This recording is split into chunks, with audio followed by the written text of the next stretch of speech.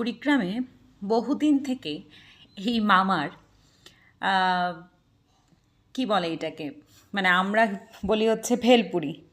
এই ভেলপুরির হচ্ছে মানে প্রশংসা শুনছিলাম, কিন্তু কোথাও ওনাকে খুঁজে পাচ্ছিলাম না। উনি আসলে সকালে সরকারি কলেজে বসেন আর বিকেলে তালতলায়। তো আমার সাথে এই টাইমিংটা হচ্ছিল না।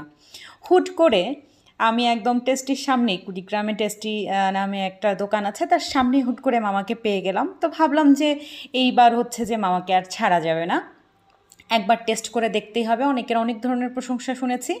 মামা বলছেন যে খেয়ে দেখেন, যদি টেস্ট না হয় তাহলে টাকা ফেরত।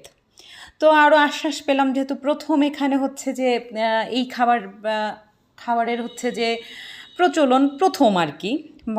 এই মামাই হচ্ছে এই খাবারটা হচ্ছে যে প্রথম কুড়িগ্রামে মানে নিয়ে এসছে। তো সেই জায়গায় আমি এটা খেয়েছি সিলেটে, আমার খুবই ভালো লেগেছে সিলেটে খেতে। সিলেটের টেস্ট একরকম, কুড়িগ্রামে কেবল নতুন যেহেতু শুরু হয়েছে, তাই কুড়িগ্রামের টেস্টটা একটু ভিন্ন। মানে এখানকার চাটনি বা এখানকার মশলা, এখানে মশলা মাখানো সব মিলিয়ে পুরোটাই হচ্ছে একটু একটু তো চেঞ্জ থাকবেই, স্বাভাবিক।